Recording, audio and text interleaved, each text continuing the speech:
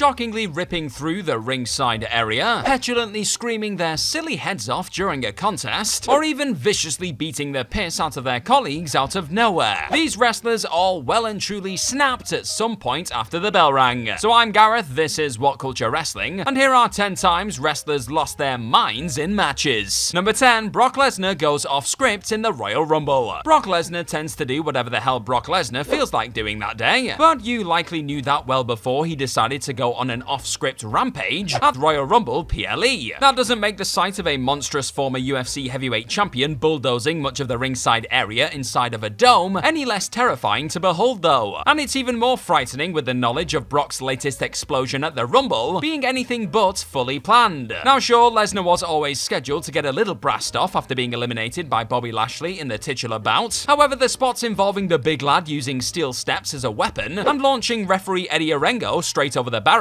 caught most of the folks inside and outside of the ring off guard. In fact, Lesnar going utterly mad during this particular scheduled freakout may have even resulted in said referee injuring his foot on the night, according to rumors around the time. Some backstage were understandably fuming with this beast's idea of nutty improvisation, and the entire meltdown was all but forgotten about by Elimination Chamber. Now I've got a quick question for you. What is your favorite Brock Lesnar match? Was it something that went down at a Royal Rumble or something else? You let me know in the comment section down below, baby. Number 9, Eddie Guerrero loses it over Vicky. The legendary Eddie Guerrero was overflowing with Latino heat, and while this typically was used to help the lying, cheating, and stealing anti-hero get the better of his various rivals in between the ropes, there was that one time in the heat of summer in 2005 when that fire presented itself in a very different way. Battling with Rey Mysterio over the custody of a young Dom Mysterio, because who needs a courtroom when you can have a ladder match, eh? Eddie looked to have the bout won as his masked opponent found himself pinned under the climbing equipment. Things then got a tad awkward for a spell as Guerrero struggled a little too long with the briefcase up high, and in the wake of taking a sudden tumble, it soon became clear from Eddie's screams of "where the F was Vicky" that his wife was likely supposed to have been involved in that clunky spot. Vicky, who eventually turned up, would ultimately note on social media that she was actually just doing what she was told in the moment, with someone backstage letting her know that it wasn't safe for her to arrive in the match until a trapped Rey was out of the way. But Eddie evidently wasn't aware of such safety issues, and proceeded to completely lose it at the biggest party of the summer. Number 8, Shawn Michaels' Vader Tantrum. Jumping back 9 years, SummerSlam was once again the place where a wrestler completely lost their minds during a high-profile encounter. This time it was Shawn Michaels, a volatile top star very much suffering from the disease of addiction at that point. He was the one going apeshit at the 1996 edition of the Summer Extravaganza. As the Heartbreak Kid collided with the mighty Vader in the main event, the challenger seemingly forgot what spot was coming next, and rather than roll out of the way as Michaels attempted to nail him with a diving elbow, he stayed flat on his back. These things happen, folks. But rather than professionally improvising his way around the mess up, or simply nudging him onto the next part of the match, the WWE champion decided to petulantly boot Vader in the face a few times. "Move asshole, move dumb sh" were the furious insults that erupted from a bratty HBK during this outburst. That's according to Jim Cornette. There's being a perfectionist, as Vader himself described the world-class talent, and then there's losing your head and just being a bit of an a-hole. Number 7, Randy Orton thinks Kofi Kingston is stupid. In another case of a human being having the audacity to make a mistake in the workplace leading to an on-air wave of unfiltered rage, Kofi Kingston was hit with some Randy Orton venom on an episode of Raw in 2010. With the Viper getting ready to take his enemy's head off with his disgusting punk kick as the match reached its climax, Kingston must have gotten his wires crossed and assumed an RKO was heading his way instead, as he groggily pulled himself onto his feet. Again though, rather than calmly accepting that things weren't going to plan and reacting accordingly, a fuming Randy instead unleashed a pretty nasty cutter on the confused future WWE champion. Not done there, the apex predator, whose head had evidently gone, then spat a couple of poisonous stupids at a finished Kofi on the mat. Unsurprisingly, Kofi's push at the time didn't last all that long in the wake of this live miscommunication and Orton meltdown, but at least he got the last laugh almost a decade later, conquering the veteran during his run as WWE champion after finally reaching the top of the mountain. Number 6, Antonio Inoki bizarrely interrupts Luke Gallows. While the late great Antonio Inoki may not have technically been one of the competitors throwing down in the squared circle at the time, his wholly strange intervention in an Inoki Genome Federation match is too odd to be left out of this particular list. Less than impressed by the plodding and painful contest being produced by Luke Gallows and the Predator on that night in in February 2011, the Japanese wrestling icon shockingly decided to charge out to the ring and swing a chair around. But he wasn't done there. A raging Inoki then went on to swiftly call for the terrible match to be finished, screaming "Bullsh" at the underperforming workers in the ring. When the strong style king who once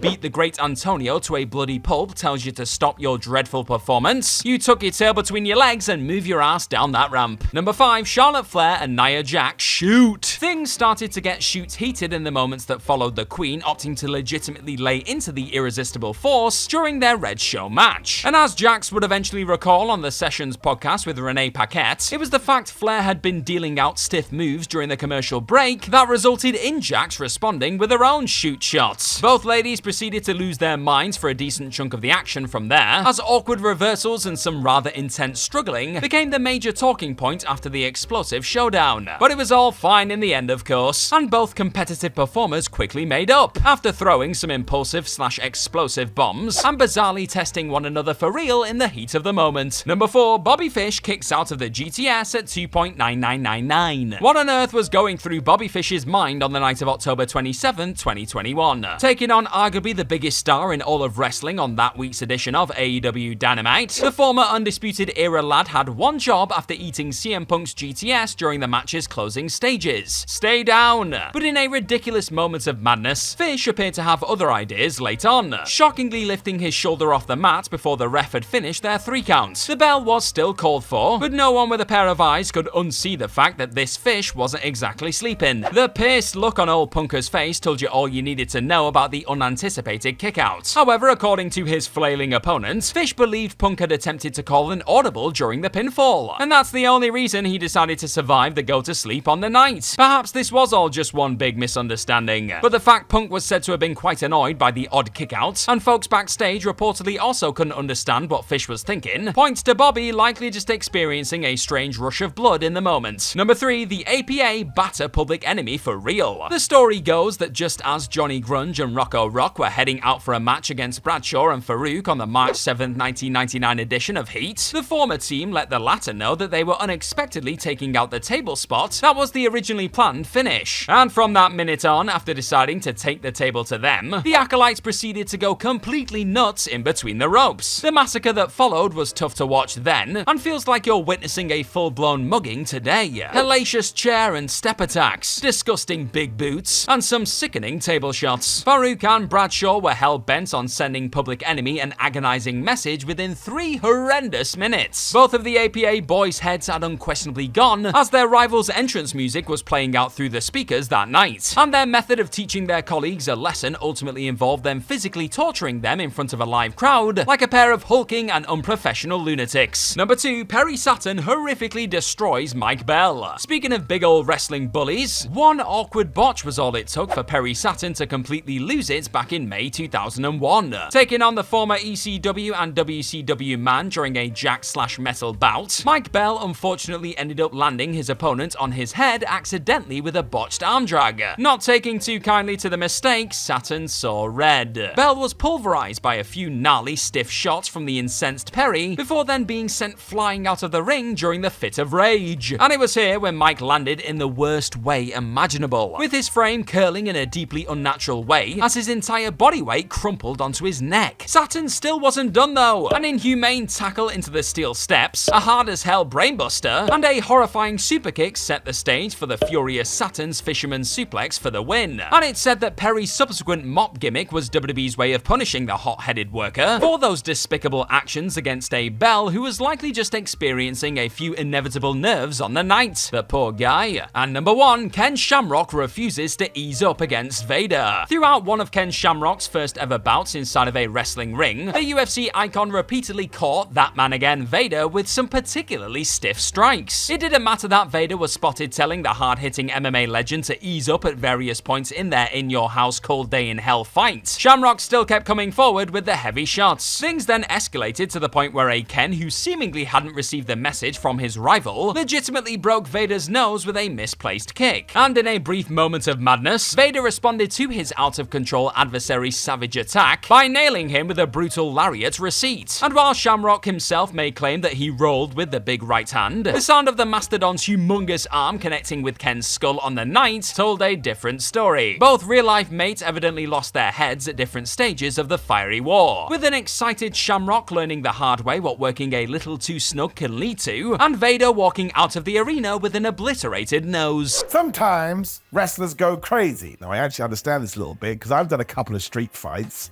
and yeah, when you're in it, you just want to keep pushing it.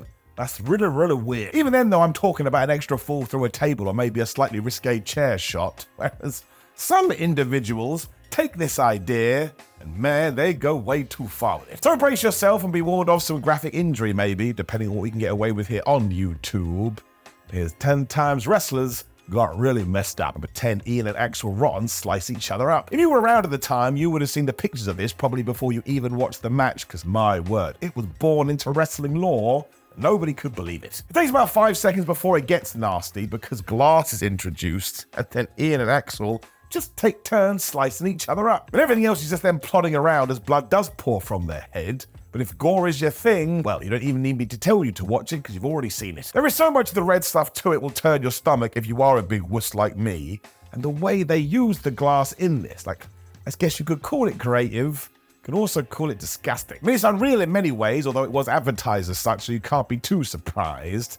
But I'll be honest with you, I only ever watched like half of this when I realized, no, this is not the kind of wrestling I want to see, and I have to turn it off. But look, respect to you if it is your style, but oh my gosh. Number 9, Mick Foley loses an ear. You will have heard about this one too, because it is an absolutely famous thing in wrestling, especially because when Mick Foley wrote his first book, he got right into it. You couldn't not be fascinated by it either, because it opened up a very important question.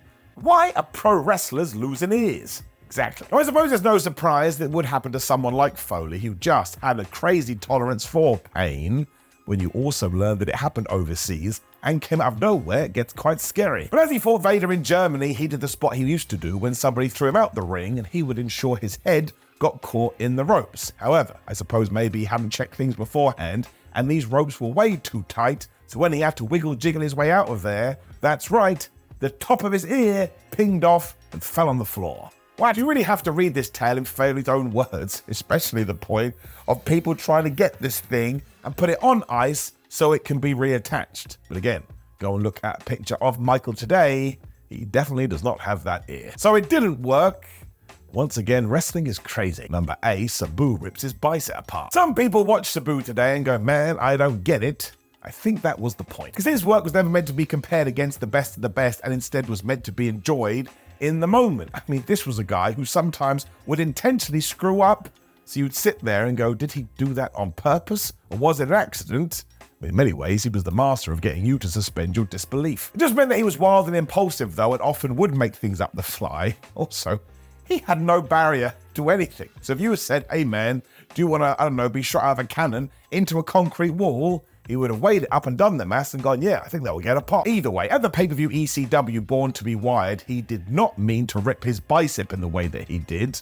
This got really gnarly. But after going for and totally missing his Air Sabu move, he looked at his arm that had just been totally sliced in about 72 different places, and he was lucky he didn't do the same things to their legs. They were in a horrible position. You could tell that he was worried, as was manager Bill Alfonso, because he runs in there with a bunch of tape and just starts wrapping this thing up, because there is so much damn blood, somebody's got to put a stop to the thing. If you need more evidence that this was awful as well, it took 100 stitches to sort out 100. So I suppose this is why people did call him a maniac, because he was a maniac.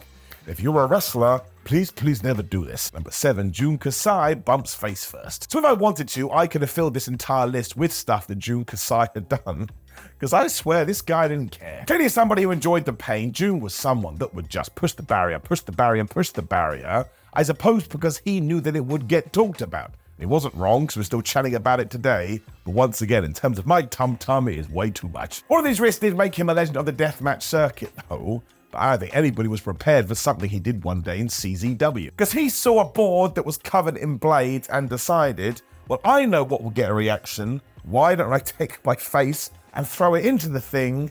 So he did. I mean, he really was lucky not to die, and the amount of blood made it look like he had face paint on. But he is grinning ear to ear like a Cheshire cat. I actually think he enjoyed it. So graphic that I don't think YouTube will allow us to put anything up here, and if you try and find it on the internet, be warned. Once again, this is way too grotesque for me, and I do not understand how he survived it. Number 6, Masashi Takeda destroys his back. Much like anything in wrestling, weapons have range. I mean, look at the table. Even though fans see it all the time, they totally love it, and you can turn it into something quite devastating.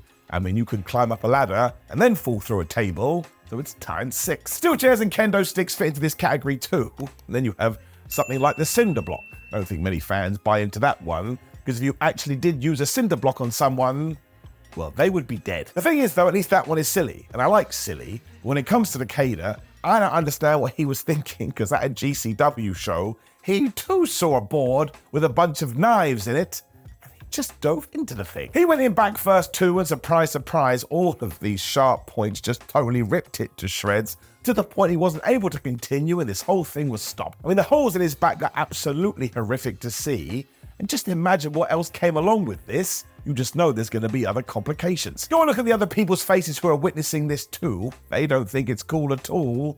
Once again, I've got that horrible feeling in my legs. Speaking of legs, number 5, Sid goes and snaps his. So sadly, this one is quite well known because it was seen on very popular television. I mean, hell, it was a pay-per-view. Sid was the name of that event too, and ever since it has been doing the rounds on YouTube.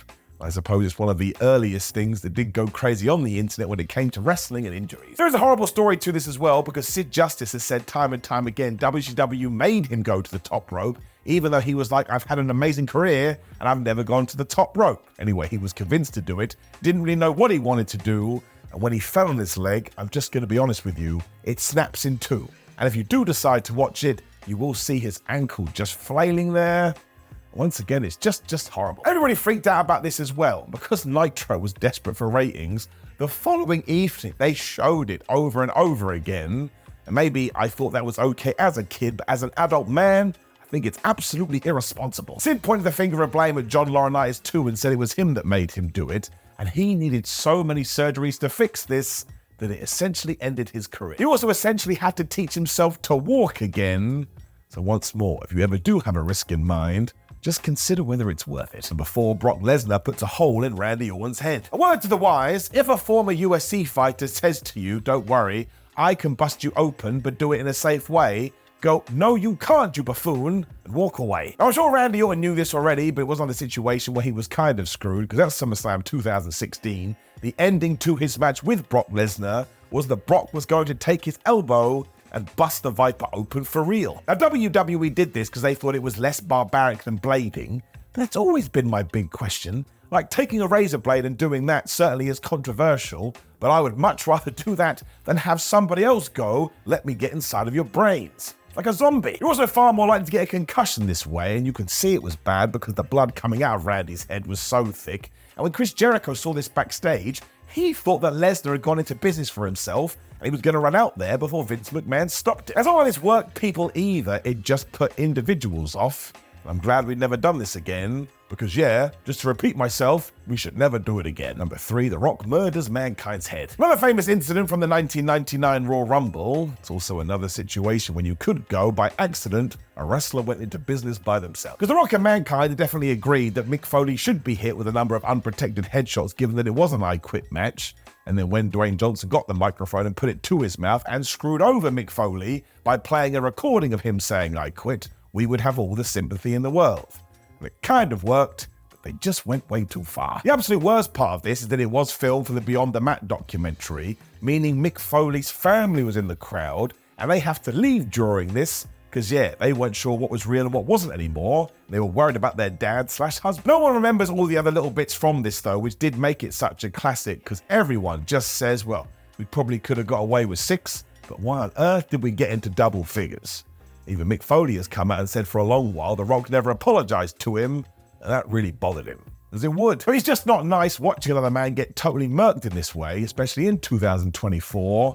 The concussion protocol is real. Number 2, Joey Mercury shatters his face. Some of the worst things that we have covered today have come from a choice that the wrestler has made. That is not the case here with Joey Mercury. We go back to Armageddon 2006 for this one, and a ladder match, because Team Eminem were taking on Team Hardy Boys. Now, ladder was set up in the corner too, that kind of had a seesaw effect going on to it. And the idea is that Jeff Hardy would jump onto one side, and the other side would smash Joey Mercury and John Morrison right in the face, and it would look pretty cool.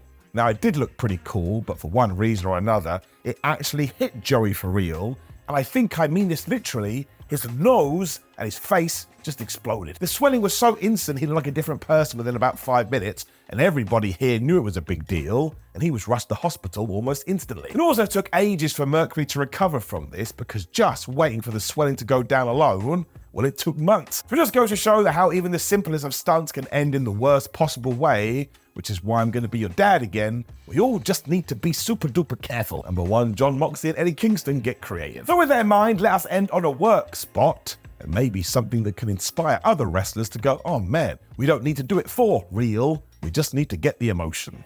They shouldn't have done that. It was a full year 2020 though, when John Moxley and Eddie Kingston did engage in that awesome feud that had this big payoff match, with Eddie saying, man, I ain't gonna lose here, I even swear on my mother's life. That's deep. He did eventually, because Moxley was actually going to kill him, but what I want to focus on is something that happened before this, and after Moxley had decided to totally destroy Eddie Kingston's back within the story. Since the ringside doctor was freaking out because it did look so bad, we also introduced some rubbing alcohol into the mix, and we poured it over these wounds, and the reason it connected so well with the audience is because we've all been there. We've got a boo-boo, we've put alcohol on it, and what do? We go, ah, that hurt. So instantly we knew what was going down. Now, it wasn't real, I'm sure we did add some smell to this to convince the fans, but the way that everybody sold this, it made your brain go, well, it's clearly an act. But what if it's not? And he also acted like he totally lost the plot here, which was another way for you to buy in. I understand this is quite the weird way to end this list, but I always thought this was so well done.